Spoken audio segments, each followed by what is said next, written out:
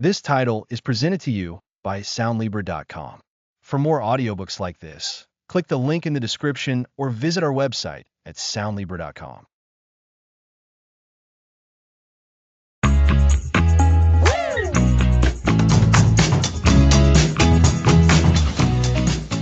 Welcome to the Patience Practice. I'm Alex, and this is Lisa joining me today. We're exploring why patience isn't just a word. It's a skill we can all strengthen. That's right, Alex. But before we jump in, a quick heads up that while we're talking about mental well-being, this isn't medical advice, so please consult a professional for your specific health needs. Now, back to it. Patience means taking things slowly and not getting distracted by instant results. It's not about being lazy. It's about choosing clarity over randomness. Think about waiting for that perfect moment at the restaurant. You don't rush in or wait too long. It's about balance. This episode will show you how to build that balance. Exactly. We'll look at why we chase instant answers and how patience creates deeper rewards. Plus, you'll learn simple ways to practice it every day. Our goal is to help you see patience in action. By the end, you'll remember what it feels like to wait with purpose. That's the best part of this series. You got it. And remember, every small step counts. Let's get started on turning those rushed moments into meaningful ones. Thanks for joining us. Next episode, we'll dive deeper into practical exercises to boost your patience today. Stay tuned. Next time, we'll uncover the science behind waiting and how it shapes your life. Thanks for listening.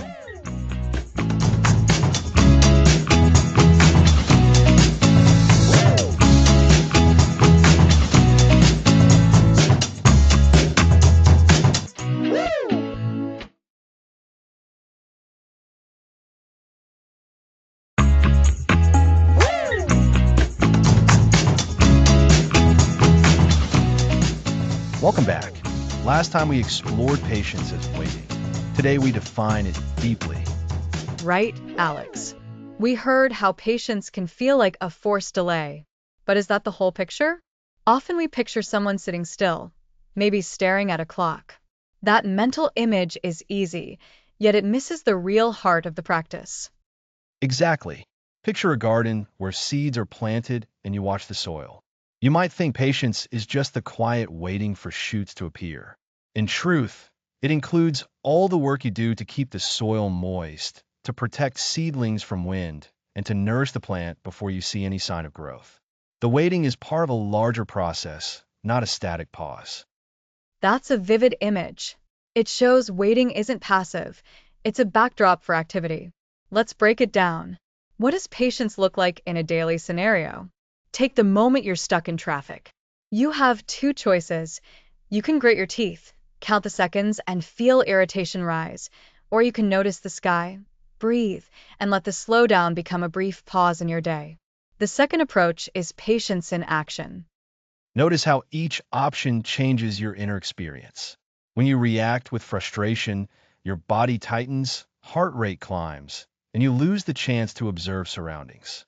When you engage with calm, you open space for thoughts, for small moments of gratitude, and for future decisions that aren't rushed. That calm is a strategic resource, not idle time. Now, let's talk about the first discomfort that shows up when we try to be patient. I'm sure many listeners have felt that odd sensation, like something inside urging to move faster. Our brains are wired to reward quick results. Think of the ping of a notification. It's a tiny dopamine hit that says, "You're getting something now." So, when we deliberately slow down, the brain rebels asking, "Why aren't we getting something now?" You can picture it as a muscle that's not used. When you first lift a weight, the effort feels strange, maybe even painful. Patience works the same way. At the start, you feel the tug of impatience, the itch to act. But each deliberate pause strengthens that waiting muscle until it becomes smoother, like a well-tuned instrument. That analogy is helpful. What's the payoff? Let's consider a couple of concrete benefits. First, patience preserves mental energy. When you don't fight the delay, you avoid the mental loop of "why isn't this happening?" and free up focus for what truly matters. Second, Patience builds reliability in relationships. When you listen without interrupting, you show respect and increase trust. Exactly. And there's a third benefit that's often overlooked. Patience sparks creativity. When you allow time to pass without forcing a solution, ideas have room to form. Think of an artist who steps away from a canvas and lets the image marinate. Returning later often brings fresh perspectives and new connections. Now, let's outline 3 practical ways to turn the discomfort of waiting into active practice. 1. Set a timer for a brief pause. When you feel irritation rise, count 5 deep breaths before moving on. 2. Reframe the delay as a cue for a microtask. If you're waiting for a file to download, use those minutes to review an email or stretch. 3. Create a mental anchor, like a mantra. I am in control of my response, not the event. Those 3 steps are tiny, but together they build a habit. Over weeks, you'll notice the earlier urge to react wanes, replaced by a steady presence. It's like training a dog. First, you need to catch the behavior. Then you redirect it. Finally, you reward the calm choice. Now, let's revisit the big picture. The core of patience is not enduring something, but choosing how you relate to time. That phrase contains 3 ideas: time, choice, and relation. If we repeat those 3 words throughout, listeners have a clear mental hook. And here's the repetition we promised. Patience is choosing how you relate to time. It is a conscious decision, not a passive state. It calls for active presence, turning delay into a usable moment. By seeing it this way, the concept sticks. Let's talk about what patience is not, to solidify the definition. It is not resignation, where you simply accept failure and do nothing. It is not procrastination, where you avoid action indefinitely. It is not frustration, where you let anger drive your behavior. Those false ideas create confusion, but clear examples help us see the difference. Imagine a student preparing for a test. If she decides, I'll wait until the last minute because the deadline feels far away, she is procrastinating. If she thinks, I'm stuck, I can't finish this, she's frustrated. If she tells herself, I'm fine with not getting the best grade, she's resigned. Patience would say, I will study regularly, trust my progress, and use any quiet moments to review. Right. And for many of us, the hardest part is recognizing the difference between these states in the heat of the moment. How can you spot when you're slipping into frustration? One quick check is body awareness. Tight shoulders, shallow breathing, or a racing mind are signals that you're in a reactive mode, not a patient one. Another signal is language. If you say, I can't stand this any longer, you're giving up control. If you say, I'm curious about how this unfolds, you're opening the door for patient observation. Shifting the words you use rewires the mental path.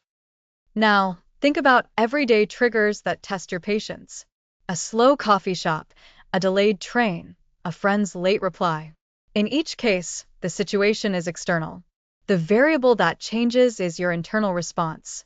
When you practice noticing, you can replace the usual reaction with a small habit, like a pause, a deep breath, or a quick stretch. Let's summarize what we've covered so far. Patience is an active, intentional way to face delay. It asks you to maintain calm, to stay engaged, and to accept that some processes take time. It differs from passive waiting, resignation, or frustration. It begins with discomfort, but grows into a skill you can use anywhere. We also highlighted 3 practical tools: a timed pause, reframing delays as tasks, and a simple mantra. These give you concrete steps instead of vague intentions. And we repeated the 3 core ideas: time, choice, relation. That repetition makes the definition memorable. Finally, we reminded you that patience builds mental energy, strengthens relationships, and nurtures creativity. These benefits make the initial effort worthwhile. You're not just sitting still, you're investing in your own future calm. What about the long-term view? How does patience shape a life over months and years? A person who practices daily patience learns to see setbacks as temporary phases rather than permanent failures. That outlook supports resilience, allowing them to recover faster from disappointments. Consider a career path. You might want a promotion today, but the ladder moves at its own pace. Patience lets you appreciate each rung, absorb feedback, and gradually climb without feeling overwhelmed. You end up with more competence and confidence because you trusted the process. And in relationships, patience means you listen more than you speak. It means you give space for emotions to settle before responding. Over time, that creates deeper bonds because both partners feel heard and valued. Let's close with a simple challenge for the week. Choose one situation where you usually feel impatient: a traffic jam, a loading screen, a waiting line. The next time it happens, pause for 5 seconds, breathe, and ask yourself, can I use this moment to do something that aligns with my goals? If the answer is yes, act. If not, simply enjoy the pause. That small habit will weave patience into your routine. Now, listeners, imagine you've tried this. How would you feel? You might notice your heart rate drops a little, your thoughts become clearer, and you finish the delay with a sense of accomplishment instead of irritation. That feeling is the proof that patience works. To wrap up, patience is more than waiting. It's a way of moving through life with deliberate calm. It's a skill you can practice, strengthen, and enjoy. In a world that constantly pushes us to hurry, choosing patience is a quiet act of rebellion that brings unexpected richness. Ready to keep learning? The next episode will explore why our brains chase instant rewards. It's a fascinating look at the neuroscience of now and what it teaches us about our cravings. Stay tuned for more insights. Great place to leave it. Next episode: the neuroscience of now, why we crave instant gratification. Thanks for listening.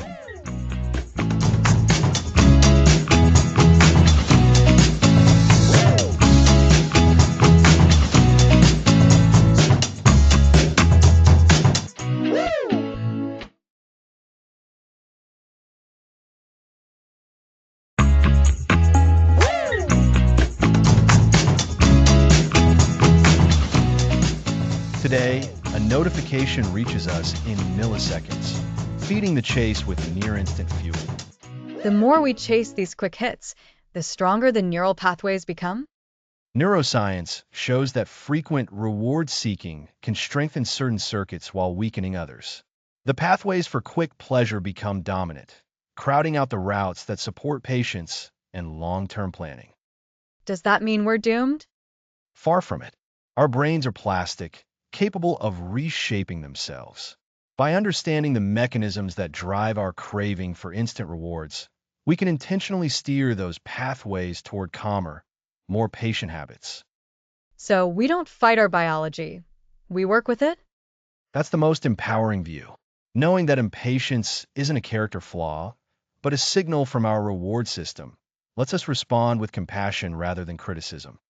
Give me a concrete example of how that works in daily life. Picture standing in line at the coffee shop. Your brain feels a buzz, urging you to bolt. Instead of acting on that urge, you notice the sensation, label it as anticipation, and gently redirect your focus to the breath or to observing the people around you. Over time, that micro-practice strengthens the circuits that pause before action. What about cravings for social media? How do we tame them? One simple trick is to create a small delay before tapping the notification. For instance, count to 5 silently or take a sip of water. That tiny pause lets dopamine surge settle, making the impulse less urgent. Another approach is to replace the scrolling habit with a brief body scan. Notice where your shoulders are, where tension lives, then shift attention back to the present. This redirects the brain's reward search toward calm rather than novelty. You mentioned neuroplasticity. How quickly can we see changes? While the brain adapts continuously, noticeable shifts often appear after a few weeks of consistent practice. Think of it like building a muscle. Each mindful pause is a rep, and the muscle, your patience, gets stronger with each rep. Let's recap the big ideas we've covered. Dopamine drives anticipation, not just pleasure. Anticipation fuels cravings for quick rewards, especially in our always connected world. Present bias nudges us toward immediate outcomes, often at the expense of long-term benefits. Our neural pathways can change because the brain is plastic, allowing us to rewrite the habit loop with intentional pauses.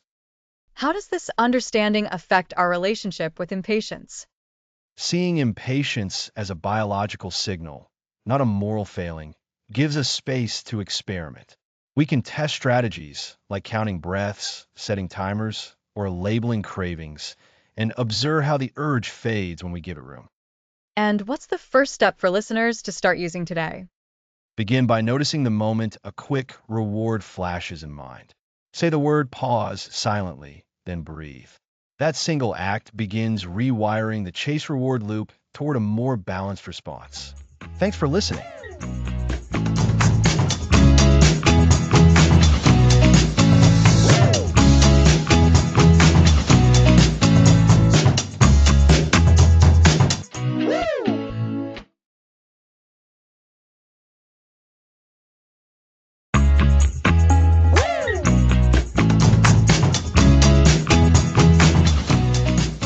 Absolutely. Journaling creates a mirror. Let's say you write down, today at 9 a.m., my printer jammed.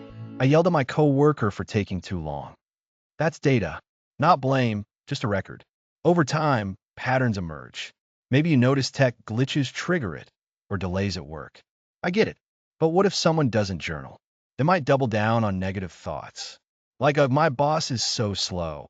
That's amplifying the signal instead of noticing it. Spot on.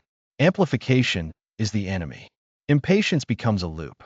You feel it once, yelling at the printer, and suddenly you're bracing for the next delay. It's like a snowball. Can you share a technique to pause before amplifying? Mindful breathing. When you feel that urge to react, take 3 breaths. Name the feeling. I'm frustrated because X. Naming it breaks the automatic reaction. Yes, labeling the emotion is a superpower. It's like tagging a box. This is a feeling of impatience related to external delays. Then you ask, is this a pattern or is it unique? Maybe you're running late personally and projecting. That's a great point. Self-blame can sneak in. I remember missing a deadline once and panicking, thinking I was slacking. Later, I realized the software we used had a bug. My impatience masked helplessness. Exactly. Impatience often hides another emotion: fear, inadequacy, or urgency. How can we unravel that? Ask yourself, what am I afraid of if I wait? Like, if I let the meeting start late, will I look unprepared? Or is it just a gut feeling? Often, the fear isn't rooted in reality. Becoming aware of these layers is key. Now, let's tie this to the big picture. In episode 3, we talked about how our brains crave instant rewards. Impatience is that craving showing up. Lisa, any rituals you'd suggest when it hits? I'd walk away for a minute. Literally. Go to the other room, stretch, or text a friend. Physical distance creates mental space. Great. Distance disrupts the loop. Then, when you return, you're not stuck in the fisherman's dilemma to act now or await better options. Instead, you've reset. And what about tech? It's everywhere. How do we handle impatience with apps or slow internet? Tech is a modern trigger, but resist the urge to command it. Instead, say, okay, this is slow. How can I adapt? Maybe multitask safely, like listening to a podcast. It's not about fighting the tech. It's about managing your response. That's so practical. Can you share a journaling prompt for listeners? Sure. Try this. Today, I noticed impatience when specific event. I felt emotion. What do I expect in this situation and why? Answering this builds self-awareness without judgment. And to wrap up, this episode is about turning impulses into insights. Next time, we'll explore mindful pausing, how to create tiny breaks to prevent impatience from snowballing. That's right. Until then, I'll be thinking about my printer story, and I'll be staring at that progress bar again. Same time next week. Thanks for listening.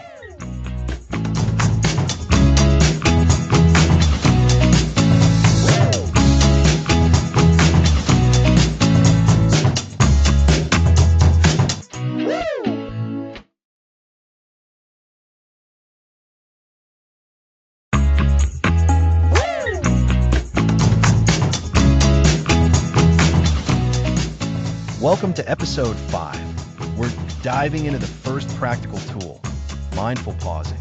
It's simple but powerful. Ever noticed how that automatic reaction sometimes spirals into something harder to untangle? That's where a pause changes everything. Totally. The idea isn't to stop moving or stopping thinking. It's to create a tiny space between stimulus and response. Think of it like pressing pause on a song so you can listen closely to the next part. Exactly. When we pause, we let our brain shift. That isn't removing the urge, it's changing how we handle it. Many of you practice this naturally, but don't realize it. Try this. When something flares up, take that inch. Breathe 3 times, count to 4, then gently resume. That's a brilliant way to talk about self-regulation. It's basically training your brain's response delay button. Over time, this strengthens your ability to choose thought over trigger. It's like building a muscle. And don't forget body cues. Notice the tension in your shoulders, the tightness in your gut. These are signals your nervous system is responding. Acknowledge them, then softly say, I see you, but now I choice. Look, this isn't about perfection. Some days your pause is shorter, some longer. That's normal. The goal is consistency, not length. Small moments add up. Think of it as stacking bricks. Each pause makes your future self happier. Another angle, accountability. Write down one moment you paused today. Note how it affects your mood or decision. That journal entry becomes your roadmap. You'll be surprised how much clearer you feel after a few weeks. Patience isn't about waiting forever. It's about showing up for yourself, one small step at a time. Alex, next week, will explore how these pauses transform interactions. For now, remember, pause, breathe, choose. Thanks for the guide. Let's make every pause count. Stay tuned. Thanks for listening.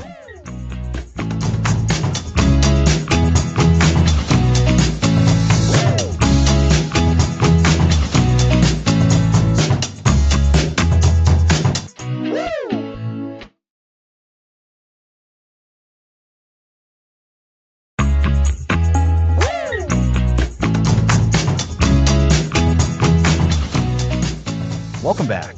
Last time we explored what true patience really means.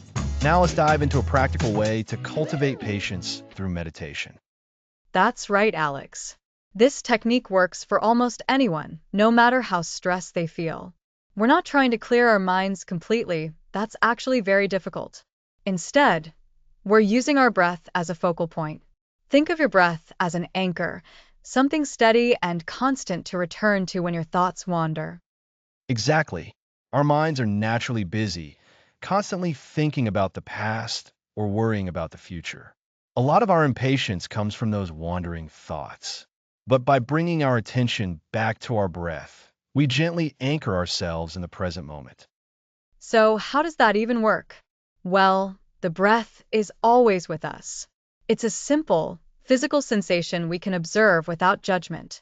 It's not about controlling your breath, it's about noticing it. The rise and fall of your chest, the gentle feeling of air entering and leaving your nostrils. Let's start with a comfortable position. You can sit in a chair with your feet flat on the floor or sit cross-legged on a cushion. The important thing is to be comfortable enough to relax without falling asleep. Now, close your eyes gently if that feels comfortable for you. If not, just soften your gaze. And let's begin. Just notice your breath. You don't need to change it in any way. Let it be natural. Feel the air as it enters your body. Cool air on your inhale and warm air as you exhale. Notice the gentle expansion of your chest or your belly as you breathe in and the gentle contraction as you breathe out. If your mind starts to wander, and it will, that's perfectly normal. Don't get frustrated. That's what we're here to practice. When you notice your thoughts drifting, gently acknowledge them. Just notice without judgment, and then without force, guide your attention back to your breath. Imagine your thoughts are like clouds passing by in the sky. You see them appear, you see them pass, but you don't have to get pulled away by them. You simply observe them and then gently redirect your focus to your breath. Think of it like this. You're not trying to stop your thoughts. You're just observing them without getting caught up in them. It's like watching clouds drift by on a sunny day. You see them, but you don't chase them. We'll continue for about 5 minutes. Just continue to notice your breath. Feel the subtle sensations, the coolness of the air, the warmth, the expansion, the contraction. If you find your mind racing, just gently guide it back to the feeling of your breath. There's no right or wrong way to do this. The goal isn't to achieve a state of perfect stillness, but to develop a greater awareness of the present moment. And as you continue to practice, you'll notice a subtle shift. Maybe your mind will quiet down a little. Maybe you'll feel a sense of calm and groundedness. That's the power of simply focusing on your breath. Remember, this is just the first step. Patience is a practice, not a destination. It takes time and effort to cultivate, but the rewards, a calmer mind, a more accepting attitude, a greater ability to handle challenges, are well worth it. So, take a few more breaths and gently bring your awareness back to the room. Wiggle your fingers and toes. When you're ready, slowly open your eyes. That was our first guided meditation for patience. I hope it's given you a little bit of clarity and a sense of calm. And as we mentioned earlier, this is just part of a longer exploration of patience. We'll be delving deeper into techniques like delaying gratification, building frustration tolerance, and even patience in relationships. So if you're interested in learning more about cultivating patience, be sure to check out the show notes for links to resources and further reading. And as always, thank you for listening to the Patience Practice. Thanks for listening.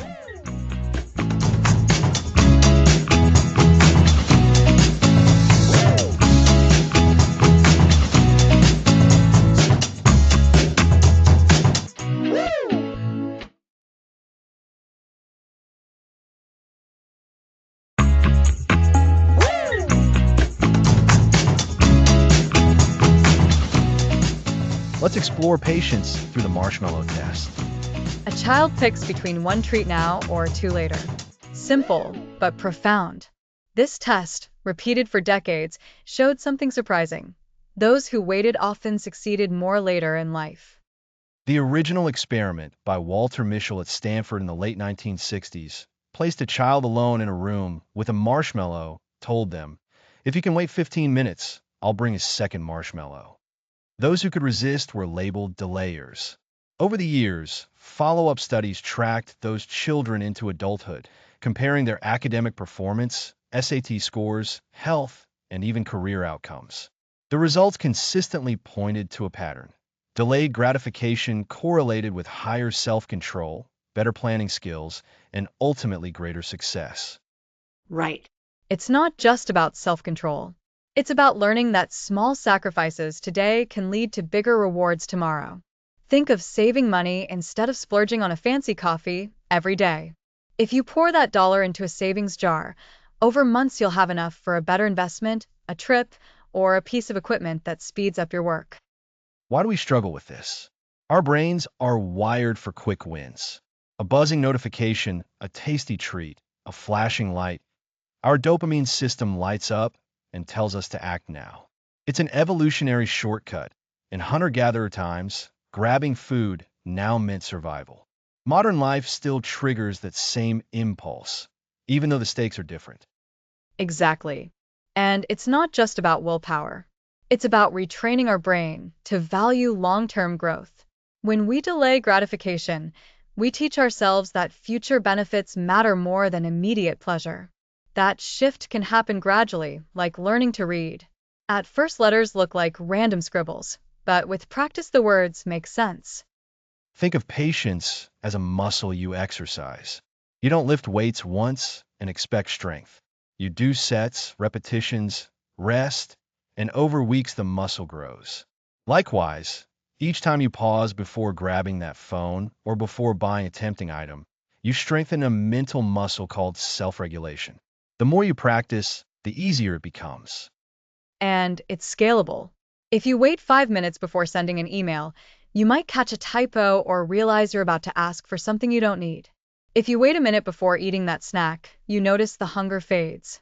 Those tiny moments add up, like saving pennies that eventually become $1. The key is framing delay as an investment, not punishment. When you ask yourself, is this temporary discomfort worth a future gain? You shift perspective. Imagine you're planting a tree. You water it daily, nurture the soil, and years later you enjoy shade, fruit, and a place for birds. The marshmallow test proved that children who waited were later better at focusing, solving puzzles, and managing emotions.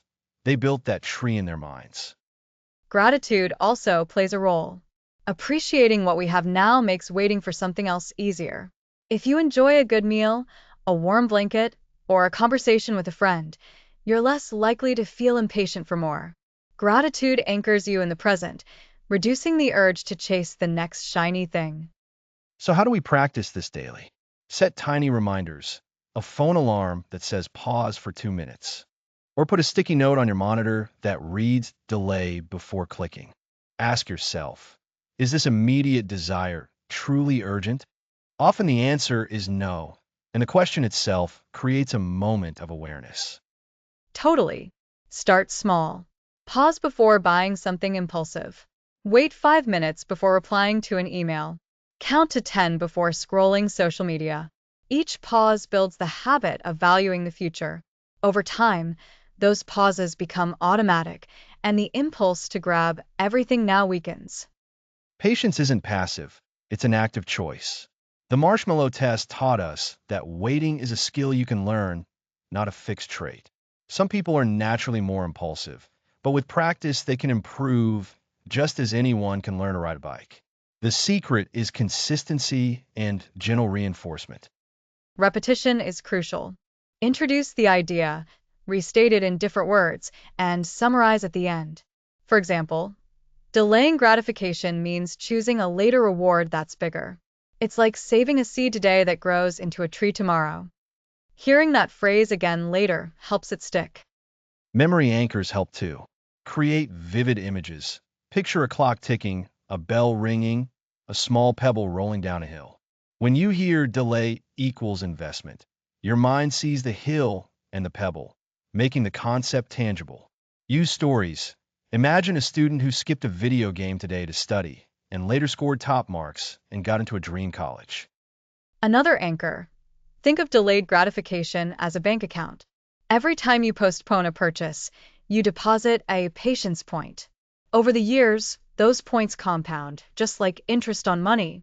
The more you deposit, the richer you become in life satisfaction and achievement. Let's recap the main points so you can walk away with 3 clear takeaways. First, delayed gratification is a learnable skill, not a fixed personality trait. Second, framing delay as an investment shifts the emotional charge from loss to gain.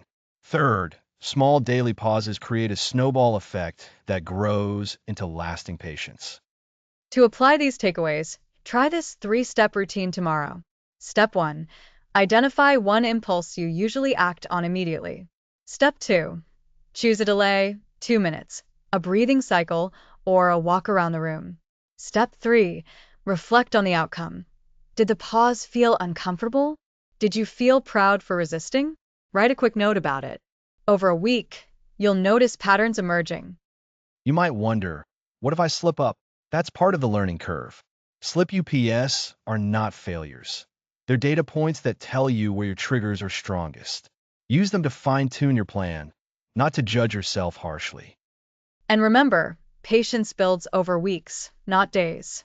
Some weeks you'll feel the progress clearly. Other weeks you'll notice the old habits creeping back. That's normal. The important thing is to keep returning to the practice, just like returning to a favorite book after a long break. The marshmallow test also highlighted that children who waited later showed better problem-solving abilities. They could distract themselves with counting or singing, which suggests that mental tricks matter. You can use those same tricks now. Count your breaths, recite a favorite phrase, or picture a future scenario where your patience pays off. Distractions are a tool, not a cheat. When you feel the urge to grab the treat, you can safely shift focus to something else. That mental shift reduces the intensity of the craving, giving the prefrontal cortex time to weigh the long-term reward. In everyday life, that translates to resisting the urge to check your phone while you're driving, or to speak before you have a complete thought. Let's bring in a real-world example that many listeners can relate to. Imagine you're at a grocery store and see a discounted snack that you love. The instant reaction is, I'll take it now. But if you pause, you might realize you have enough healthy snacks at home and that buying the snack adds to your budget without adding nutritional value. The pause saves you money and promotes healthier choices. That pause is a mini marshmallow test in daily life. The decision is simple, the reward is obvious, but the outcome, financial health and well-being, extends far beyond the moment. You're planting seeds of discipline that grow into bigger harvests later. Another scenario, a work project is due next week, but you want to watch a new series episode tonight. The instinct is to binge now and finish the work later. However, if you decide to finish a small chunk of the project first, you'll reduce stress tomorrow and enjoy the episode with a clearer mind. Delaying gratification here means you get two benefits: a smoother workflow and guilt-free entertainment. That double benefit is a powerful incentive. It's not about denying pleasure, it's about arranging pleasure in a way that respects your goals. When you see the future reward as part of the pleasure, not opposed to it, the urge to rush fades. Gratitude complements this approach. After a productive work session, take a moment to appreciate the clear desk and the progress made. Then, when you finally allow yourself to enjoy the series, you can savor it more fully because you earned it. The mind links the two experiences, strengthening the loop of patience leading to enjoyment. Patience also improves relationships. When you wait before replying to a heated message, you give yourself time to think, reducing the chance of saying something you'll regret. Over time, people notice you're calmer and trust builds. That's a social payoff of the same principle. To nurture this habit, consider a patience journal. Each evening, write one brief note about a moment you delayed gratification, what you felt, and how it turned out. Review the journal weekly to see patterns and celebrate successes. The journal becomes a visual reminder that patience is a real, measurable practice, not an abstract ideal. Seeing concrete entries reinforces belief in your ability to grow. Now, let's summarize everything we've covered so it sticks. Delayed gratification means choosing a later, larger reward over an immediate, smaller one. It's a skill you can train by small daily pauses, reframing those pauses as investments, and using mental tricks like counting or imagining future benefits. Gratitude and a journal help you recognize progress and keep the momentum. The three core takeaways again: learnability, framing as investment, and the power of tiny, consistent actions. Apply them, notice the difference, and keep building. Thank you for joining this conversation on the marshmallow test and its relevance today. Patience isn't a waiting game. It's an active, strategic choice that shapes every area of life, from finances to friendships, from health to happiness. Thanks for listening.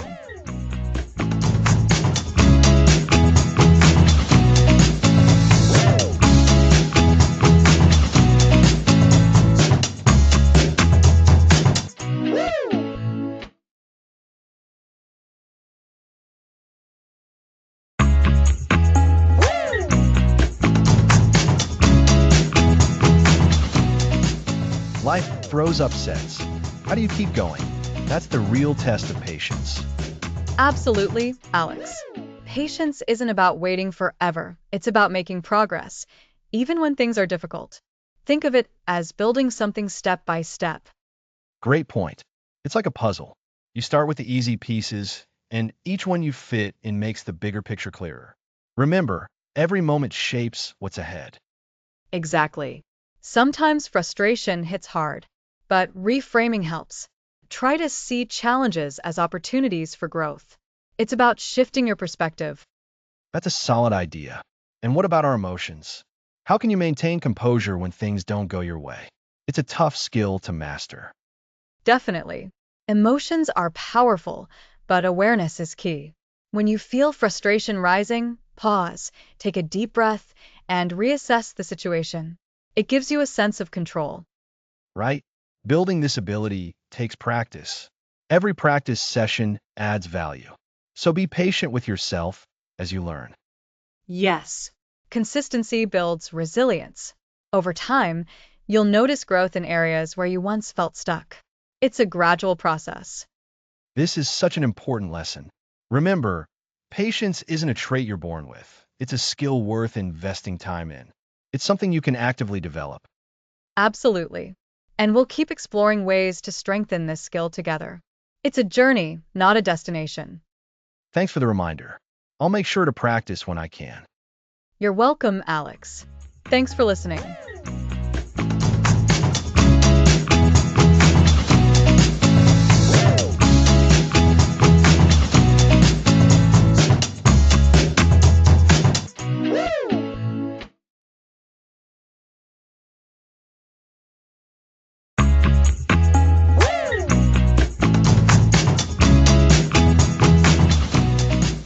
Welcome back. Today, we explore patience in parenting. I'm excited to discuss how calm responses with kids build trust and teach mastery. Parenting often feels like rushing, especially during tantrums or chaos. But patience isn't about ignoring feelings. It's about guiding growth through steady choices. When a child loses control, what does patience mean in that moment? It means breathing first. Pausing before reacting creates space to respond kindly. That pause lets you choose words over volume. The child feels safer and learns calm is possible. Exactly. Children mirror our emotional regulation. Their behavior reflects what they see. So letting them struggle with a puzzle instead of solving it for them. Yes, let them try even if they fail. It builds confidence when effort matters more than speed. Like tending a garden, you water it daily, not uproot it when it doesn't bloom instantly. Right. Patience teaches kids that patience is the process. And it reduces stress for parents too. Calm responses make families less reactive. Studies show patient parenting links to better self-control in kids. Win-win. Let's recap. Breathe, pause, model calm, allow independence, celebrate small wins. How might these habits shift your home dynamic in a month? Imagine quieter mornings. Your child waking up knowing you're steady, not rushed. That steady presence reduces conflicts and frees time for play or deep connection.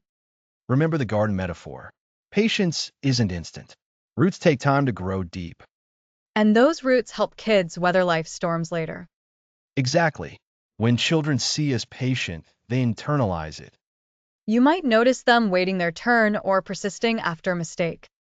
It's natural to feel impatient too, maybe during messy mornings. Acknowledge the urge, then use the 3-breath rule. Inhale 4, exhale 4, repeat.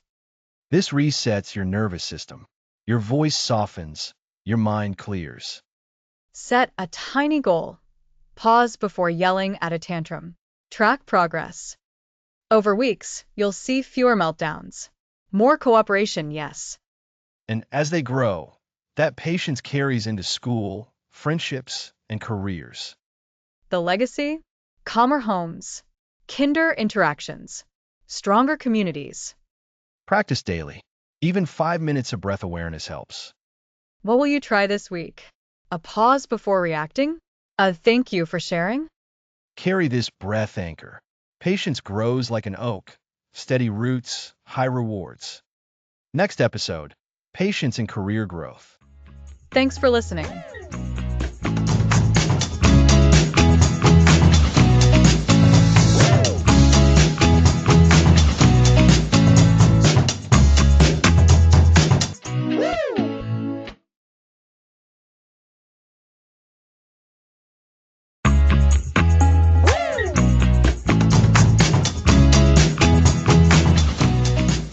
Welcome back.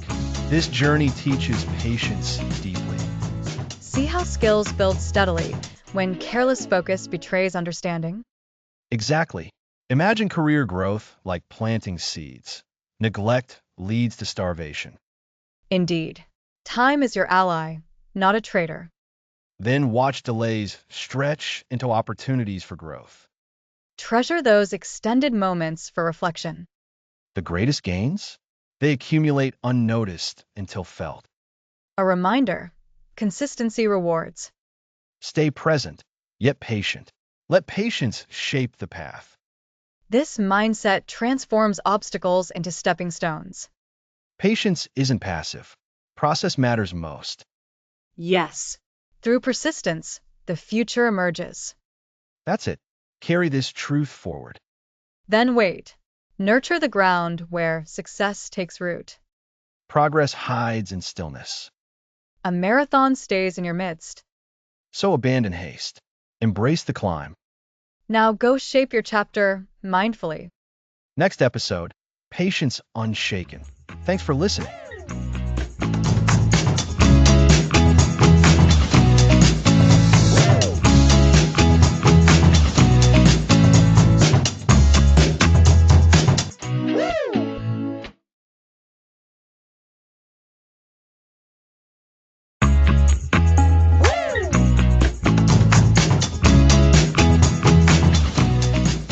Welcome back to the Patience Practice. I'm Alex. And I'm Lisa. Last episode, we discussed mindful pausing, that intentional breath before reacting. Today, we're taking that concept and applying it to something we all experience constantly, waiting. Not just waiting for big things, but those tiny, often frustrating moments of downtime. How can we transform waiting in line, waiting for a reply, or even waiting for the microwave to ding into something more than just waiting? Exactly, Lisa. Waiting is often seen as wasted time, a gap to fill with scrolling or stress. But what if we could reframe it? What if we could use those moments to practice patience itself? Think about it. Waiting inherently involves a delay. That delay is the perfect, unavoidable training ground for the skill we're building. So, it's about shifting our mindset from, I have to wait, to this is my patience practice moment. But how? What does that actually look like in real life? Like I'm standing in a really long grocery store line. My mind starts racing. Why is this taking so long? I have better things to do. How do I flip that switch? Great question, Lisa. The first step is awareness. Notice the impatience rising. Instead of fighting it, acknowledge it. Ah, I'm feeling impatient right now because I want to move faster. That's the mindful pause applied to waiting. Then, consciously choose to engage with the moment. Take a few deep breaths. Feel your feet on the ground. Notice the sounds around you, the hum of the fridge, the chatter of other shoppers. This isn't about escaping the wait. It's about anchoring yourself in the present moment during the wait.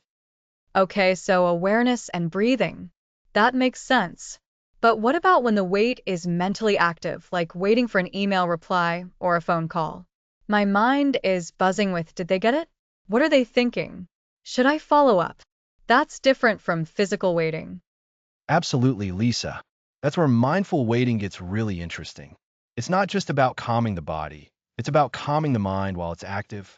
Instead of letting the anxiety spiral, consciously direct your mental energy.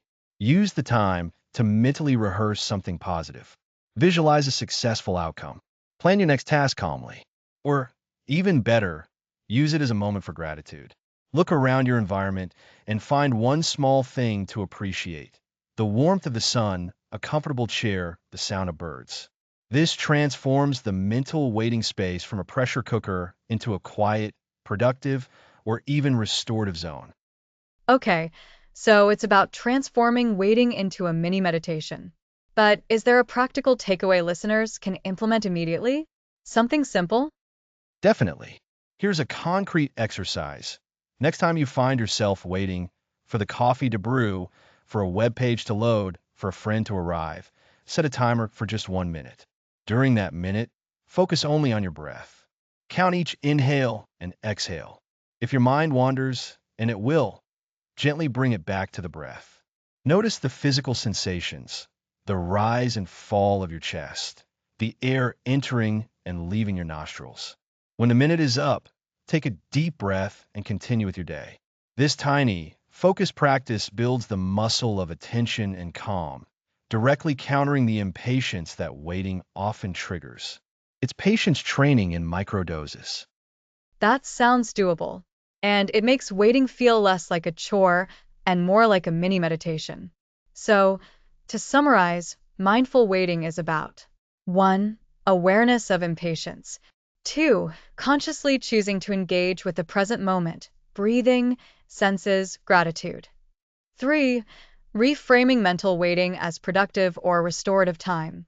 And 4. Using short, focused breathing exercises to build the patience muscle. It's taking the inevitable downtime and turning it into an opportunity for growth and calm. Perfect summary, Lisa. By embracing waiting as a natural part of life and consciously practicing patience within it, we transform these moments from sources of stress into valuable opportunities for growth and calm. Thanks for listening.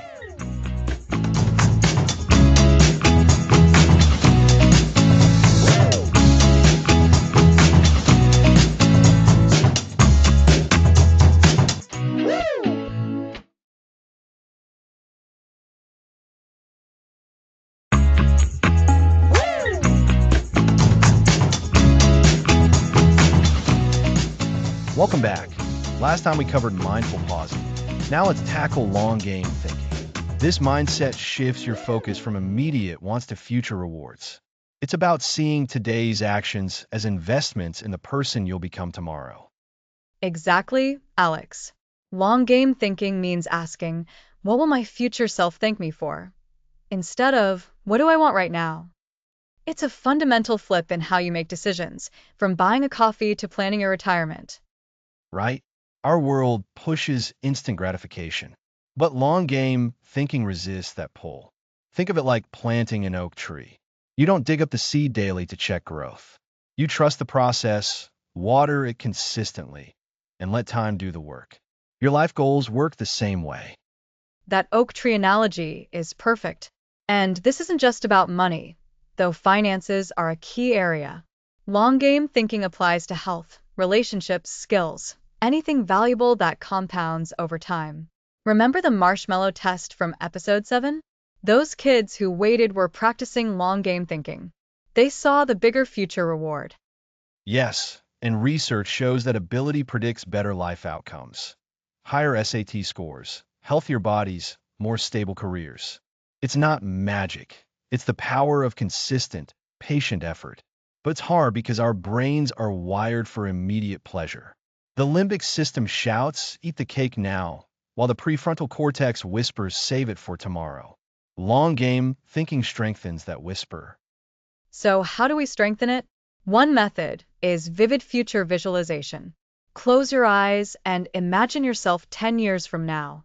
Picture your health, your home, your relationships. Feel the pride and peace of having achieved your goals. This makes the future feel real and pulls you toward it. Another strategy is the tiny habit approach. Want to run a marathon? Start by jogging for 5 minutes daily. Want financial security? Save $10 today. Small actions seem insignificant alone, but they build momentum. The key is consistency, not intensity. Show up every day, even if it's just a little. Let's talk about specific areas. Finances are a classic example. Compound interest turns small, regular investments into substantial wealth over decades. If you invest $300 monthly at age 25, by 65 you could have over $1 million. Start at 35? You might have half that. Time is your greatest asset. Health is equally transformative. You won't see six-pack abs from one salad. But daily choices, walking instead of driving, choosing water over soda, sleeping 7 hours, compound into vitality, fewer illnesses, and more energy in your later years. Think of your body as a pension plan for your mobility and health. Relationships thrive on long game thinking too. Strong connections aren't built on occasional grand gestures. They're built on daily listening, small acts of kindness, and patiently working through conflicts. Each positive interaction is a deposit in your trust bank. Over years, that bank pays huge dividends in support and love. Personal growth follows the same pattern. Learning a language, mastering a craft, building a business, all require showing up when motivation fades.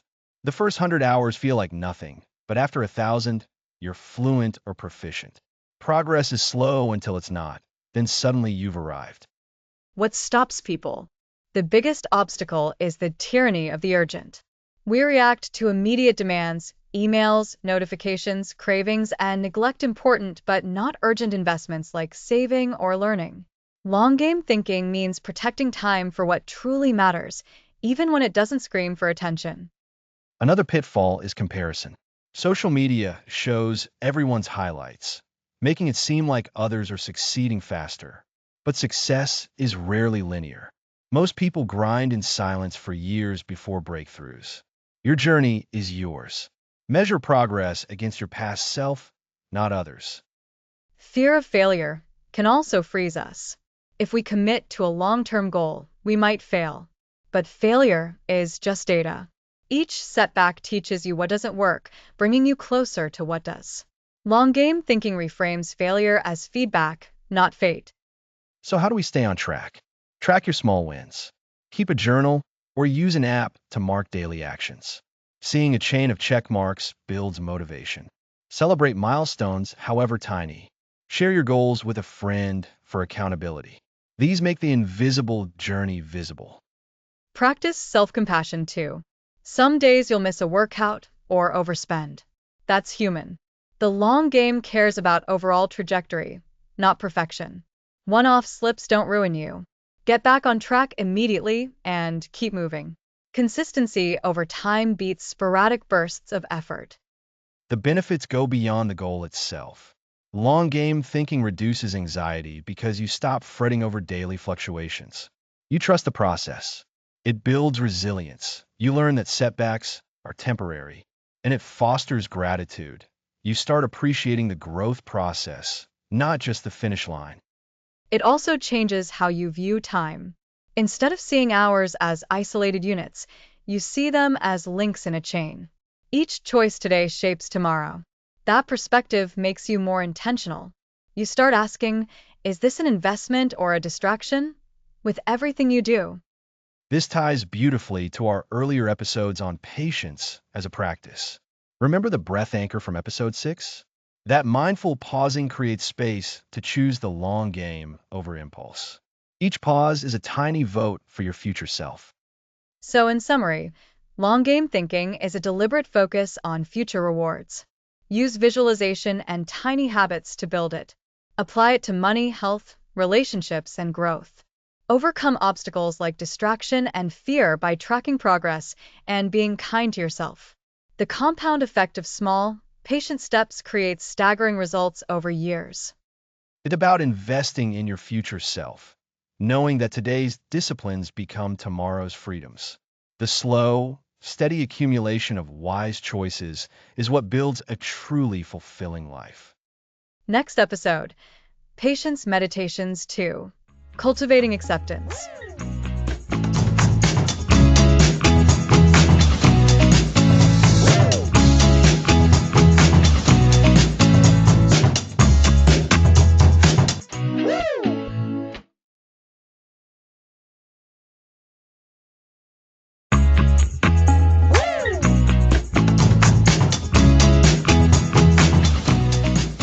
Welcome back.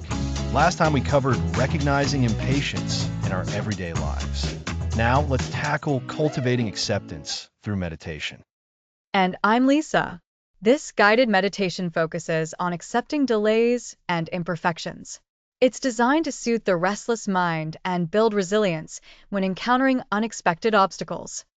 Acceptance isn't about liking everything that happens. It's about acknowledging reality as it is, without judgment. Think of it like a river. You can try to force the water to flow faster, but that just creates resistance. Or you can accept the natural flow, navigating the curves and bends with ease. A wonderful analogy. So, how do we actually cultivate this acceptance? This meditation will guide you through acknowledging your current feelings, gently releasing resistance, and finding calm in the present moment. Remember, this is a practice that takes time and gentle repetition. Exactly. Let's begin by finding a comfortable position. You can sit or lie down, whatever feels best. Gently close your eyes if that feels comfortable. Take a few deep breaths, inhaling slowly through your nose and exhaling slowly through your mouth. Just notice the rise and fall of your chest or belly with each breath. As you breathe, Be aware of any sensations in your body. Maybe you notice tension in your shoulders or tightness in your jaw. There's no need to change anything, just observe. This is about noticing without judgment. Now, bring to mind a situation where you felt impatient recently. It could be something big or small. Don't dwell on the frustration. Just acknowledge the feeling. Maybe it was waiting in a long line or a project not progressing as quickly as you'd hoped. Name the feeling: frustration, annoyance, disappointment. Just say it to yourself silently. That's right.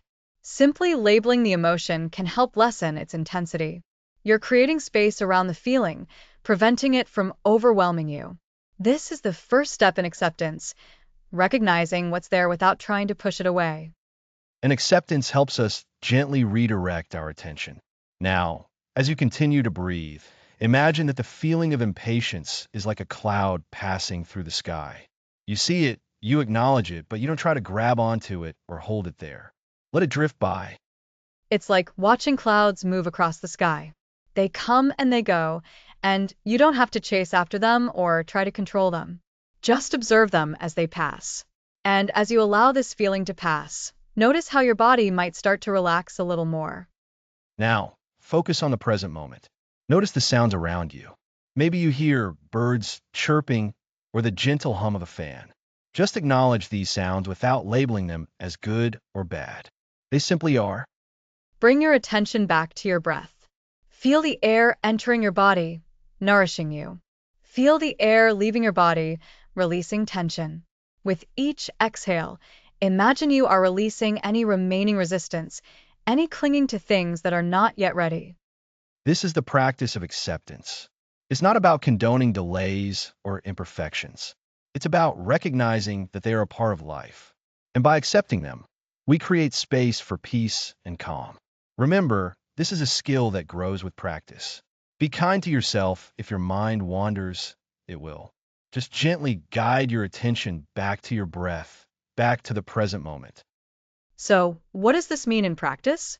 When you feel that familiar urge to get frustrated, take a moment. Pause. Notice the feeling.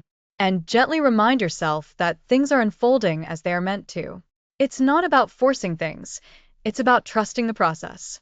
And cultivating this acceptance, even in small moments, creates a ripple effect of patience throughout your day. That's beautifully put. And that brings us to the end of our meditation for today.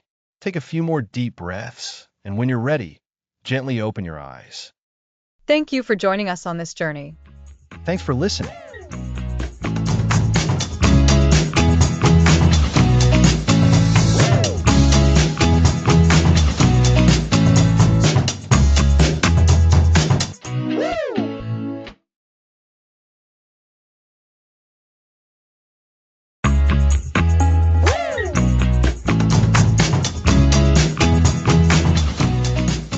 Welcome back.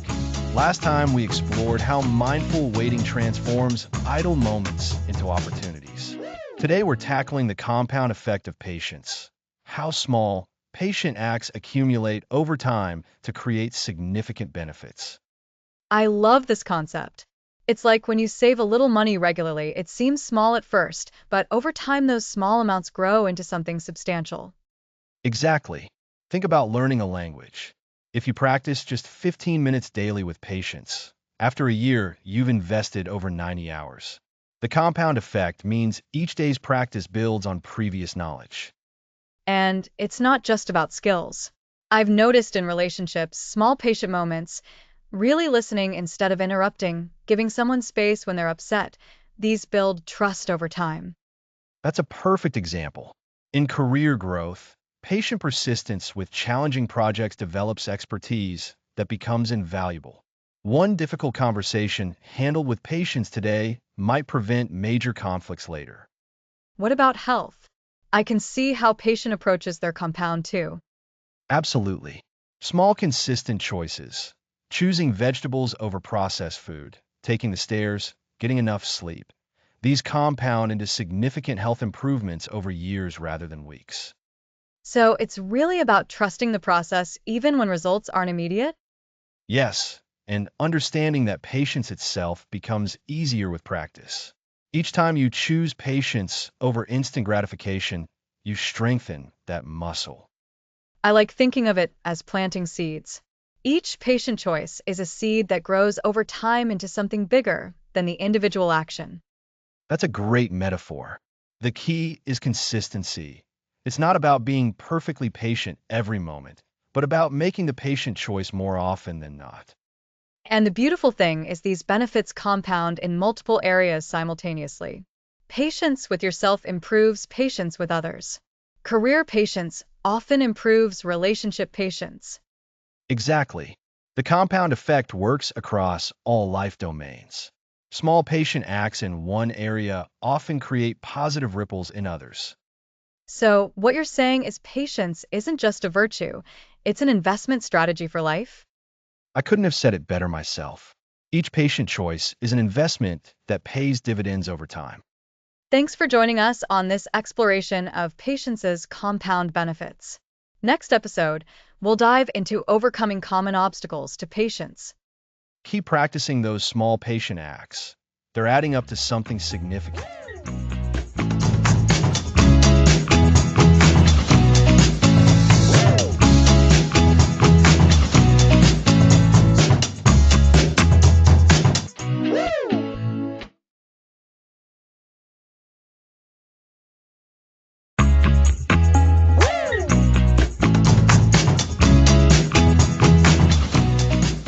Welcome back.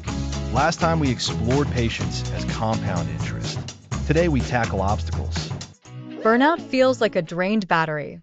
We can't wait for anything. When we push hard for long stretches, our patience wears thin. Exactly. Recognizing the sign is the first step to reset. Burnout shows up as exhaustion, irritability, and a constant urge to speed up, like a marathon runner who runs out of energy halfway. How do you spot it? Ask yourself, do I feel drained after a decision? If the answer is yes, that's your cue to pause. I felt that cue last week when I missed my morning coffee and instantly snapped at a colleague. I realized my battery was low. I took a 2-minute break, stepped outside, and breathed. That reset brought my patience back to the surface. Good. The reset is short but powerful. Next, external pressures. Our world bombards us with alerts, deadlines, and the expectation of instant answers. In a meeting, a teammate asks for a quick yes or no. If you rush, you may overlook hidden assumptions. Patience lets you look deeper, just like a river that curves around a stone instead of smashing through it. I remember a budget approval last month. My boss demanded a decision within the hour. I almost said yes without checking. I paused for 2 minutes, asked, "What information am I missing?" I uncovered an incorrect assumption, and the final decision saved the project money. That pause turned a potential error into a win. That pause is a habit-forming moment. Now the old habits slip. We're wired to act fast. It feels safe.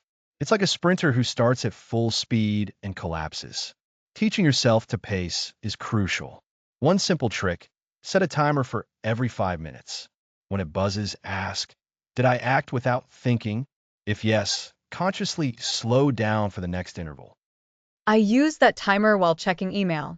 When it rings, I close the window, sip water, and reread the message before replying. It stops the reflex reply now habit from taking over. Excellent. Next, the temptation to revert to old shortcuts. Patience practice builds new pathways in the brain, but old shortcuts still pop up like familiar back alleys. The solution is to make the old path uncomfortable. For example, turn your phone's vibration off during a meeting. The lack of buzz forces you to stay present and not jump to a quick reply. I've tried that. In our Monday check-ins, we silence notifications and place phones face down. It's surprising how the urge to glance at the screen drops dramatically. Great environment design. Now, emotional spikes. Impatience often manifests as frustration or anger. When a computer freezes, we shout at it, but shouting doesn't fix the problem. Instead, label the feeling. Say aloud, I feel frustrated because the system is slow. Naming separates you from the emotion, giving a pause to choose a calm response. My laptop froze during a presentation. My heart raced and I whispered, I'm impatient and worried. That tiny whisper slowed my mind.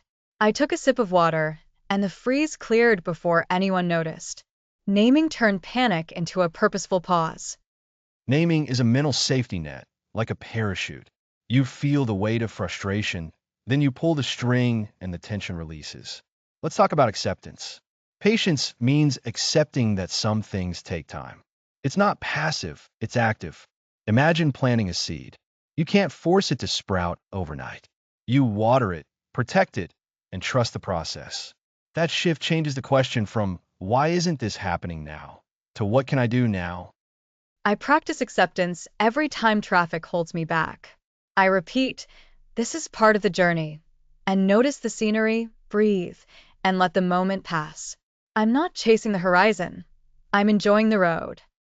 Acceptance anchors patience, like a sturdy tripod for a camera.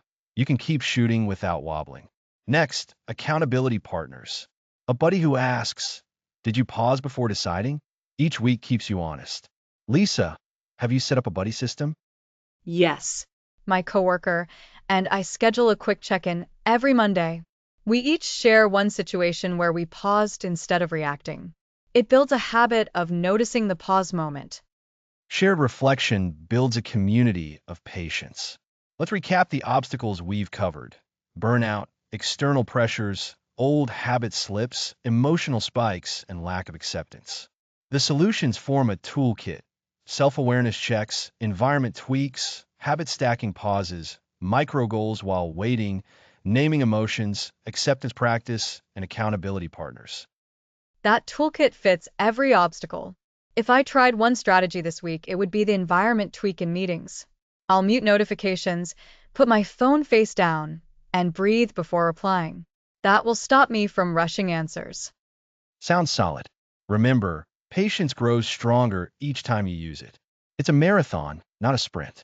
Steady steps win the race. Earlier episodes defined patience, explored its neuroscience, practiced breath anchoring, delayed gratification, and built frustration tolerance. We saw how patience fuels career growth, transforms waiting periods, and compounds over time. Those foundations prepare us for today's obstacle navigation. Patience is a skill, not a personality trait. Skills improve with deliberate practice. Even if you stumble, each pause is a rep for the muscle. Keep observing, keep adjusting, and keep moving forward. And join us next time for episode 16, Patience and Decision Making, the wisdom of not rushing. Take a breath, notice a small delay, and turn it into a growth moment. That's the patience practice in action. Thanks for listening.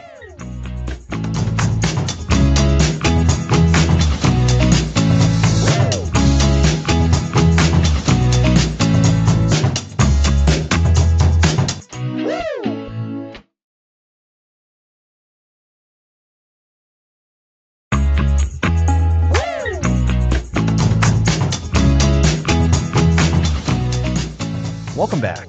Last time we explored patience in relationships, how understanding and active listening deepen our connections with others. Today we're tackling patience and decision making, the wisdom of not rushing. I'm excited about this. So many of us feel pressured to make decisions quickly, whether small like what to eat, or huge like changing careers. How does bringing patience into the decision process actually help? Think about the last time you made a snap decision you later regretted. Maybe you bought something on impulse or sent a message in anger. Impatience often pushes us toward quick fixes that don't serve us well. Our brains are wired for immediate rewards, but many decisions benefit from a slower, more thoughtful approach. That's so true. I once bought an expensive gadget without research, and it ended up gathering dust.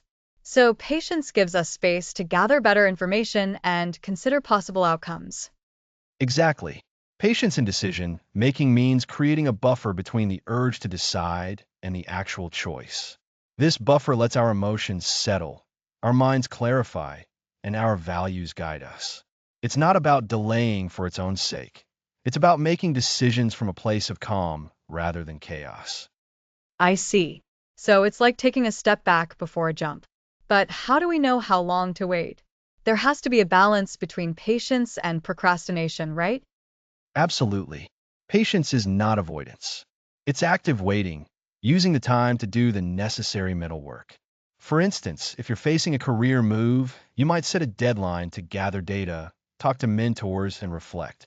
You give yourself enough time to think, but you also commit to moving forward when the time comes. That balance is key. That makes sense.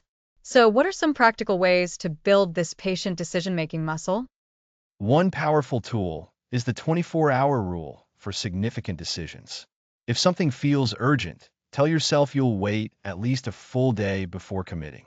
That cooling off period often reveals hidden doubts or confirms clarity. Another is to list pros and cons, but with a twist. Write them down, then sleep on it. Your subconscious continues processing, and you wake up with fresh perspective. I've tried the 24-hour rule. It saved me from sending an angry email. It really works. But what about smaller, everyday decisions? Do we need to be patient with those too? Good point. For minor choices, like what to cook for dinner, it's okay to be quick. Patience is most valuable for decisions with lasting impact. However, even small decisions can become habits. If you consistently rush small choices, you might reinforce a rushed mindset that spills into bigger ones. So practicing patience on little things trains your brain for the big ones. It's like building a patience muscle. You start with lighter weights. That connects to what we talked about in episode 5, mindful pausing, right? Taking that brief pause before reacting. Yes, that pause is the foundation. Whether it's a reaction or a decision, that moment of mindfulness creates space. Over time, that space expands, allowing more complex deliberation when needed. It's the same skill we've been practicing all along. So, patience in decision making is really an extension of the core practices we've been building throughout the series. Precisely. Another angle is emotional regulation. When we're upset or excited, our judgment narrows. Patience allows us to regulate those emotions first. Think of it like waiting for a storm to pass before setting sail. You wouldn't navigate in a hurricane if you could wait for calm waters. That's a vivid analogy. So, patience is like the weather check before a journey. Yes, and remember the concept of acceptance? Patience in decision making also means accepting that uncertainty is part of life. We can't have perfect information. At some point, we must act with the best we have. Patience helps us tolerate that uncertainty without forcing a premature closure. So, it's about finding the sweet spot between overthinking and underthinking. How do we know when we've gathered enough information? That's where intuition comes in. If you've done the patient work, gathered data, considered options, reflected, your intuition often signals readiness. It's not a magical guess. It's your subconscious synthesizing all the information. Trusting that intuition after patient preparation is key. It's like the feeling you get after chewing on a problem for a while. Suddenly it clicks. I love that. It ties back to the marshmallow test. Delaying gratification leads to better outcomes. Here, delaying the decision leads to better choices. Exactly. The marshmallow test showed that children who could wait ended up with more success in life. Similarly, adults who practice decision-making patience often achieve more satisfying results because they avoid costly mistakes and choose paths aligned with long-term goals. So the compound effect really shines here. One patient decision today might prevent years of regret. Absolutely. And just like in relationships, patience and decision-making builds trust with yourself and others. When you consistently make thoughtful choices, you develop a reputation for reliability. People know you won't jump to conclusions or act rashly. That trust is invaluable. That's a great point. So, how can listeners start practicing patience in decisions right away? Start small. Pick one area where you tend to rush, maybe email responses or grocery choices. Consciously apply the pause, then gradually move to bigger decisions. Also, keep a decision journal. Know what you decided, why, and the outcome. Over time, you'll see patterns and learn how much patience works best for different types of decisions. That's practical. So, to summarize, Patience in decision making means creating space between impulse and action, using that time to gather information, regulate emotions, consider long term impacts, and then act with intention. It's not about endless delay, but about thoughtful timing. Perfect summary. Remember, every episode of this series has been about cultivating that inner capacity to slow down. Whether it's waiting in line, parenting, or choosing a career, patience transforms the quality of our lives. And decision making is perhaps one of the most powerful places to apply it, because each choice ripples outward. And this skill gets stronger with practice, like a muscle.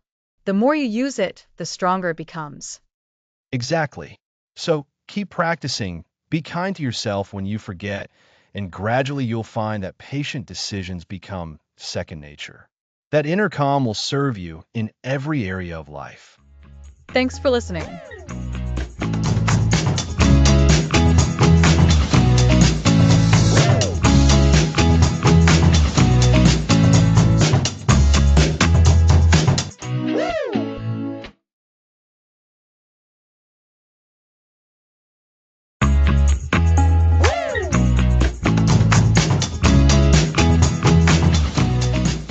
Welcome back. Last time we laid the groundwork for patience. Now we dive deeper into how it shapes our choices. That's great, Alex. Let me walk you through it with an example. Imagine you're at a store waiting for an item. Normally, you might get upset if it takes longer than you'd hoped. But if you practice patience, you start noticing things around you. You might feel the texture of the shelf, listen to the sounds, or even think about what you're looking for. This pause gives your mind time to reset. So it's like training your brain to relax? Exactly. It's about creating space between stimulus and reaction. When you wait, you're not just empty time, you're building up your ability to handle situations calmly. Think of it as mental muscle memory. This changes everything. We often rush decisions because we're trying to fill that pause with something faster. But patience isn't about doing nothing, it's about doing something with intention. Precisely. Let's say you're nervous about a meeting. Instead of choosing the quickest option, you take a moment to prepare. That small delay helps you think clearly. It's the difference between rushing and truly understanding your needs. Real talking point here. We talked about making decisions in the series, but this is just another layer. Patience isn't weakness, it's a skill you build. You're spot on. Remember, the goal isn't to eliminate impatience, but to outgrow it with practice. Over time, those pauses become strengths. Thanks for breaking that down, Alex. This makes patience feel more achievable. And that's the core of our conversation. Keep embracing those slow moments. Next episode, we'll explore how this transforms relationships and creativity too. Thanks for listening.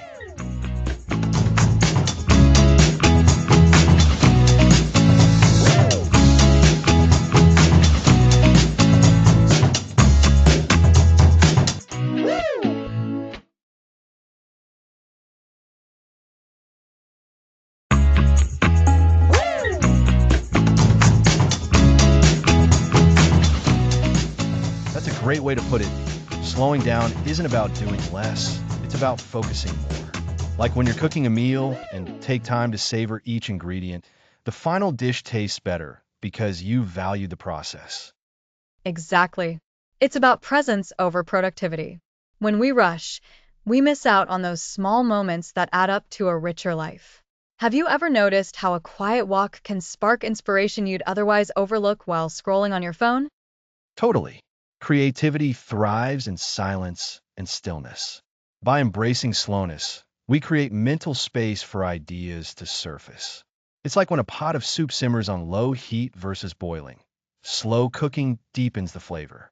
Similarly, patience with our pace allows insights to mature. Right. And it's not just about individual moments. Over time, these small practices, pausing to breathe, moving deliberately, build a foundation for long-term resilience. It's the compound effect of honoring the now. Definitely.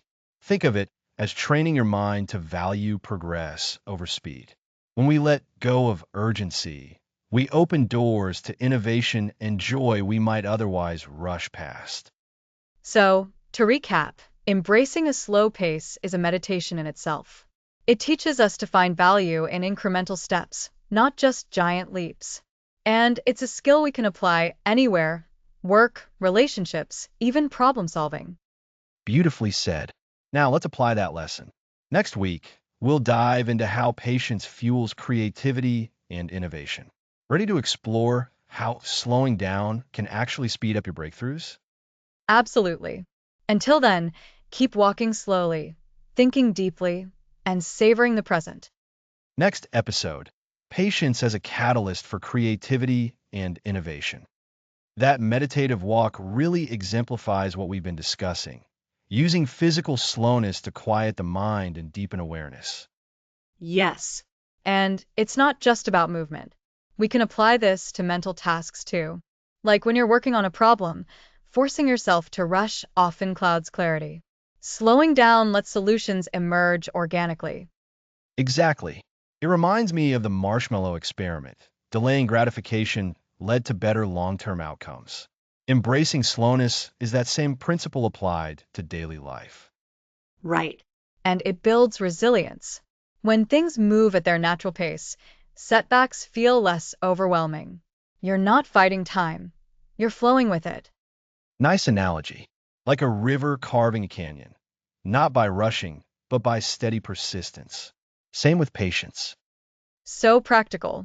Maybe listeners will try this. Next time they feel rushed, pause. Take 3 slow breaths.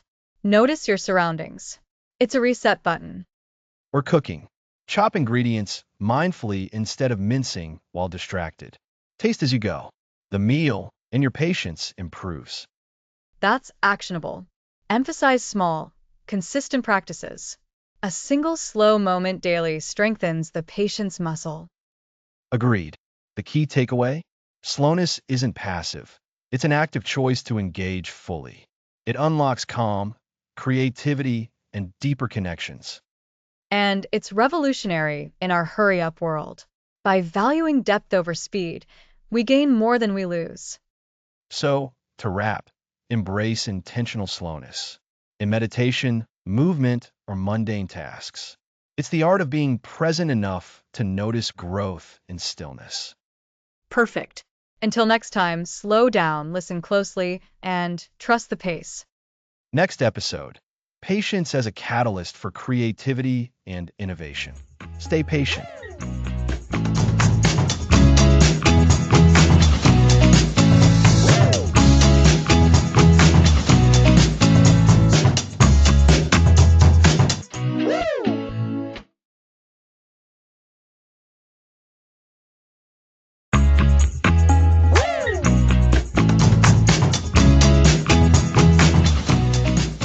Patience and creativity, embracing the messy middle.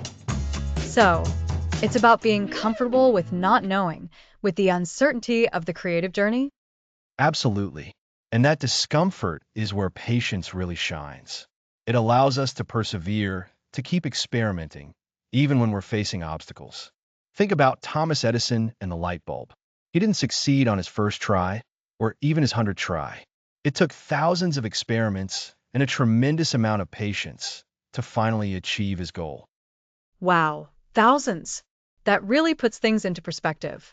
It's easy to get discouraged when things don't work out right away. It is. And that's why cultivating patience is so crucial for anyone who wants to be creative. It's not just about waiting for inspiration to strike. It's about actively creating the conditions for inspiration to flourish. It's about giving yourself the time and space to explore, to experiment, and to learn from your mistakes. So, how can we actually practice patience in our creative endeavors? Are there specific techniques? Definitely. One technique is to deliberately slow down. When you're working on a creative project, resist the urge to rush. Take your time, focus on the process, and savor each step. Another technique is to embrace constraints. Limitations can actually spark creativity by forcing you to think outside the box. That's interesting. I've heard that before, how limitations can actually be freeing.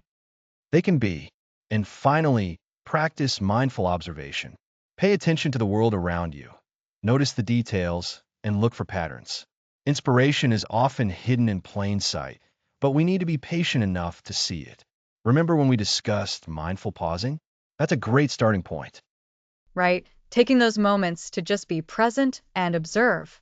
It's easy to get caught up in the doing and forget to just notice. Exactly. And that's where the magic happens. Because when we're patient, we're more open to new ideas, more receptive to inspiration, and more resilient in the face of setbacks. Patience isn't the opposite of action. It's a prerequisite for meaningful action. It's the foundation upon which creativity and innovation are built. So, to recap, patience isn't just about waiting passively. It's about actively cultivating a mindset of acceptance, perseverance, and mindful observation.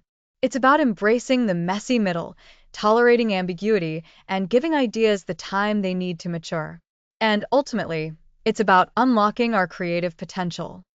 You've nailed it, Lisa. It's about recognizing that true innovation rarely happens overnight. It's a long game, and patience is the key to playing it well.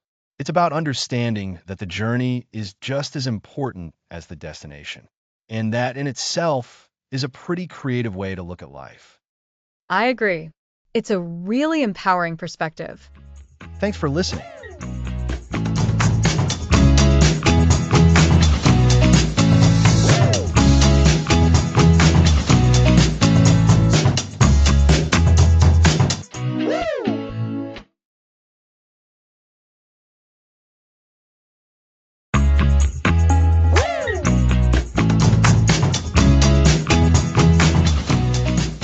Welcome back.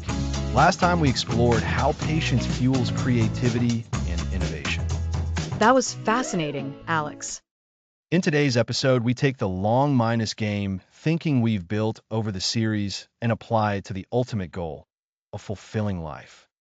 A life where happiness, purpose, and accomplishment all line up. Think of your life as a garden. Every seed you plant today becomes the harvest you enjoy tomorrow. Patience is the daily watering, the turning of soil, the patience to wait for growth. Remember when we talked about mindful waiting in episode 11? That same practice turns ordinary waiting, like a coffee brewing, into a chance to set intentions. Exactly. And episode 12 showed the compound effect of small, patient investments. Over time, they add up like interest on a savings account. Now imagine you're building a career ladder. Episode 10 taught us to climb slowly. That steady climb is the backbone of long-term fulfillment. Right, and patience in relationships, episode 16, shows that deeper connections need time and understanding, not instant fixes. So what does a fulfilling life actually look like? It's a blend of meaning, health, and progress. Meaning comes from passions that grow, health from habits nurtured with patience, progress from goals pursued step by step. Now imagine episode 5 showed obstacles, digital distractions, instant gratification loops, and fear of failure. Those obstacles still surface. The trick is to meet them with the same gentle pause we used in meditation episodes 5.5, 13, and 22. Picture a kitchen timer that rings every 15 minutes, reminding you to take a breath, to check in, to realign your intention. That timer becomes a habit anchor, linking the past practice to the present moment and preventing the rush that pulls us away from the long game. Tracking patience is as simple as noting 3 moments each day. When you felt impatient, what you did, and how you felt afterward. Write it in a journal, glance at it each night, and you'll see patterns emerge. Over weeks, you might find you sleep better, make fewer impulsive purchases, or feel calmer in traffic. Let's pick an area, career, relationship, health, or creative project, and practice a single, patient action this week. Think of patience as a muscle, not a passive trait. Every pause is a subtle workout. Episode 6 taught that the marshmallow test proves self-control can be trained, not just inherited. Try a daily snack swap. Choose fruit over candy to build that skill. The myth is patience shows results only after years. Reality, small changes appear in weeks. Notice better sleep, fewer impulsive buys, and calmer reactions early. Imagine 3 ropes tied to 3 stakes. Red for purpose, blue for health, green for growth. Patience knots them together, holding the structure steady against any storm. Each pull reinforces the other, creating a balanced, resilient life. If you've been listening across the series, you've already heard some of these tools. Episode 5 gave the first pause. Episode 5.5 gave the breath anchor. Episode 13 gave acceptance. Episode 22 gave integration. Now bring them all together. Each time impatience creeps in, ask yourself, is this waiting feeding my purpose, my health, or my growth? Answer that question shifts the moment from a test of tolerance into a chance to reinforce your long game plan. So what's the next step for you? Choose one area, career, relationship, health, or creative project, and practice a single, patient action this week. Write that action down, share it with a friend, and revisit it next episode when we talk about sustaining the practice for a lifetime. Finally, let's revisit the marshmallow test. Its lesson isn't just about delaying dessert. It's about trusting that effort over time yields something sweeter. Patience turns that trust into a daily habit, a belief that the payoff is worth the wait, no matter how long. And here, let's conclude with thanks for listening.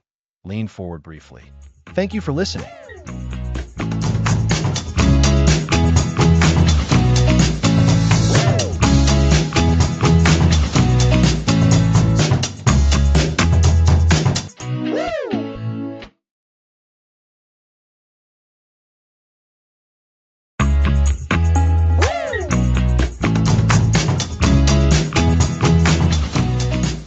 Welcome back.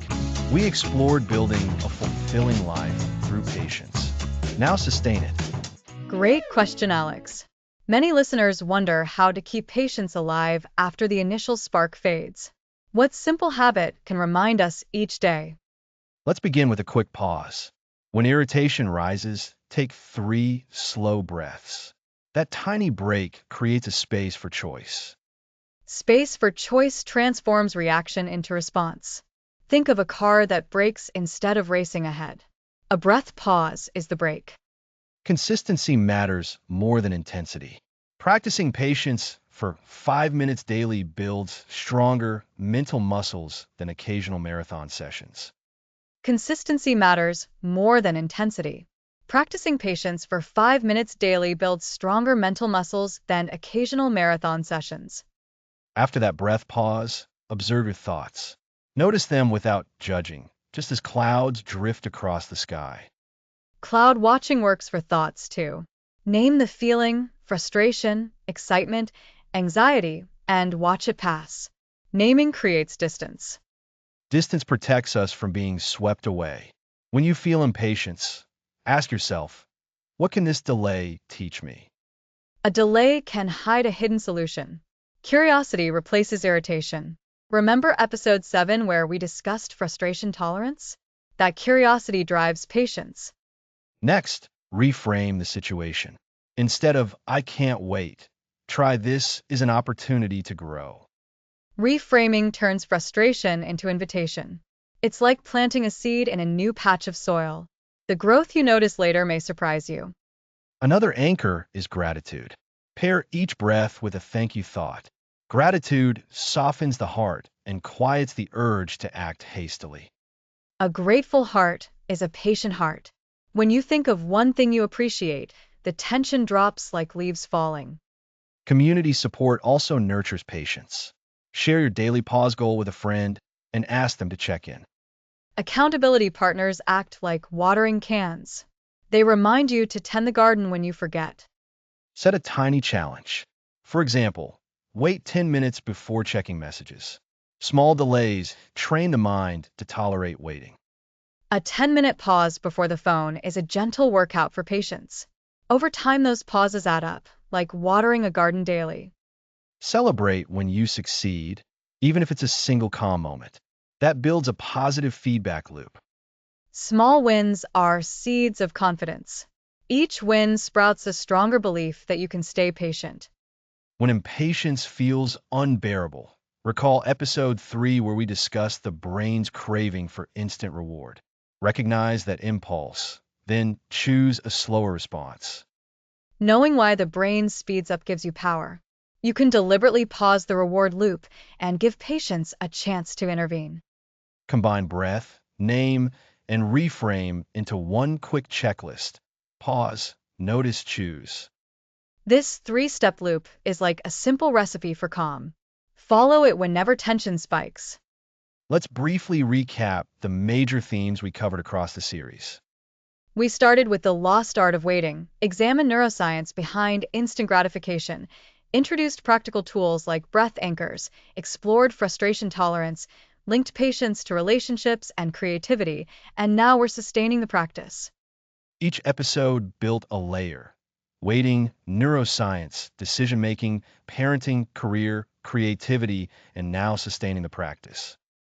Those layers form a resilient mindset that can bend with life's ebb and flow while staying centered.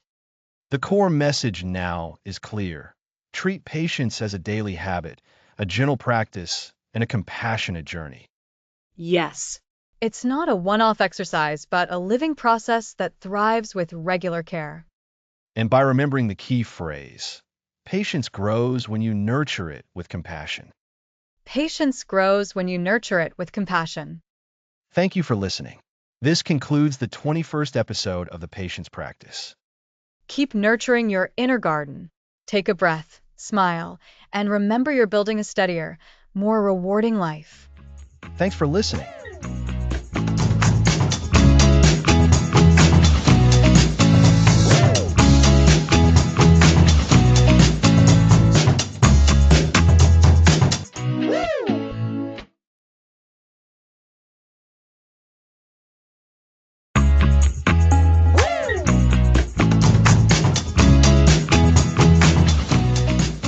Lisa, what if walls appeared heavy, unyielding?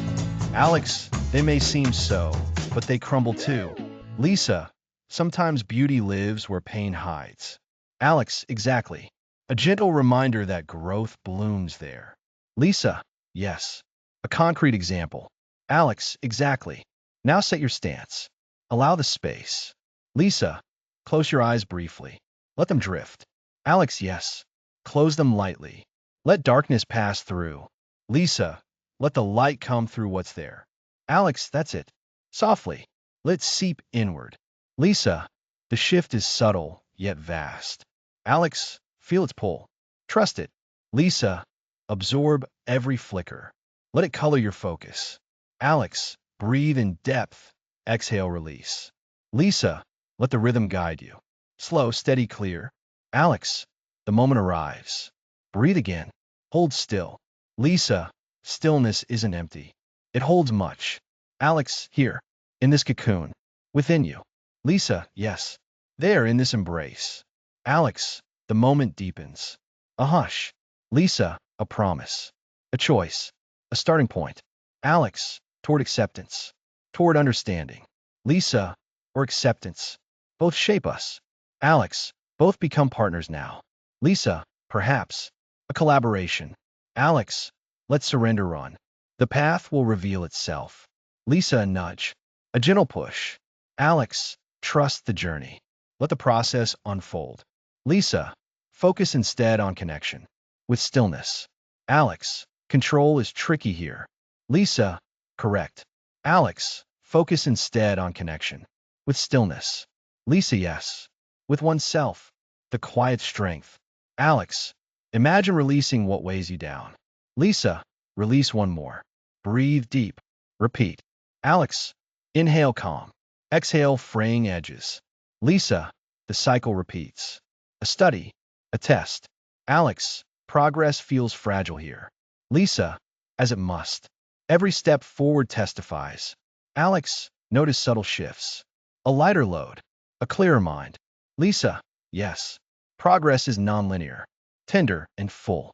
Alex, listen closely. Let the silence speak. Lisa, yes. Let remind you.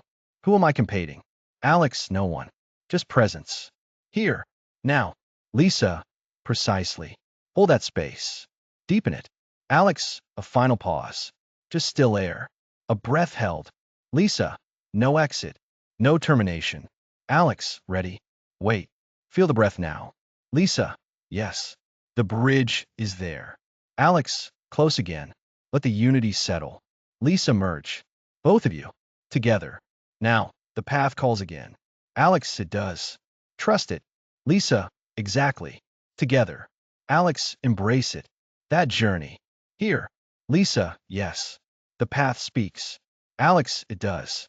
Trust it. Lisa, exactly. Together. Alex, begin now. Slowly. Deeply. Lisa, deeply. Let me begin. Pause. Alex, next pause. Holds all truths. Unfolds. Wait for it.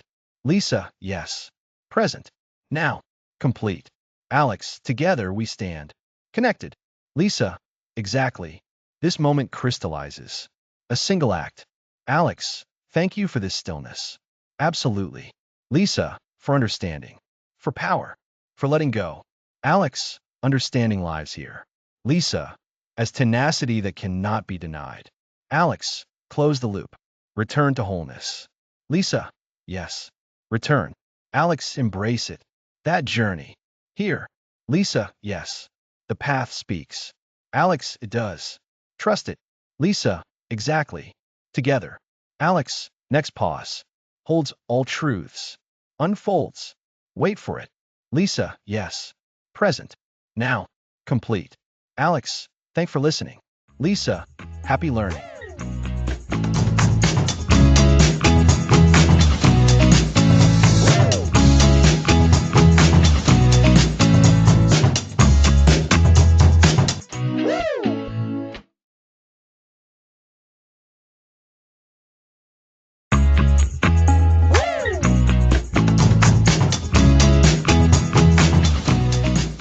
Welcome back. Last time we practiced integrating patience in a daily life. And today is our final episode. What a journey it's been. From the very first episode on the lost art of waiting, we've covered so much ground. We started by simply noticing our impatience, remember? That was eye-opening. Exactly. We learned impatience isn't just about waiting in line. It's a neurological craving for instant results. And that led us to the marshmallow test, delaying gratification as a predictor of long-term success. Which isn't just for kids. We applied that to our careers, parenting, and relationships. Building frustration tolerance was huge. Learning to sit with discomfort without reacting.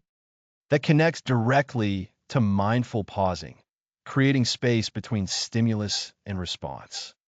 And those patience meditations we did, the breath anchor, acceptance, embracing slow pace. They weren't just relaxations. They were mental training for that space, that pause. We talked about patience as a compound effect. Small daily choices adding up to massive life changes. Like investing, you put in a little regularly, and over years, you have a fortune. Patience is the same. A little mindful waiting here, a little delayed gratification there. It rewires your brain. You start seeing long-term pathways instead of short-term dead ends. And the obstacles. We tackled common pitfalls like perfectionism and digital distraction. Remember the patience paradox? The idea that by slowing down, you actually gain more speed in the long run. In creativity, too, rushing kills innovation. Patience lets ideas incubate. We explored patience in decision-making, not jumping to conclusions, gathering more information. That's the wisdom of not rushing. Better choices come from clearer minds. This whole series was about transforming patience from a passive virtue into an active skill. A muscle you strengthen, not a trait you're born with or without. Every episode built on the last: awareness, practice, application, integration. From recognizing impatience in daily life to sustaining the practice for a lifetime. That final meditation on integration, tying it all together, was our capstone. So, what's the takeaway? Slow down to gain more. More clarity, more creativity, more connection, more control over your life's direction. It's counterintuitive. Our culture screams faster, now more. But true power is in the pause. The patience practice isn't about doing nothing. It's about doing everything with intention. It's the ultimate long game, building a fulfilling life, brick by mindful brick. We started this series asking if patience was a lost art. Now we know it's a learnable superpower. A skill that pays dividends in every area: health, work, love, personal growth. So keep practicing. Return to the breath anchor when you're rushed. Remember the marshmallow. See the compound effect in action when small choices align with your biggest goals.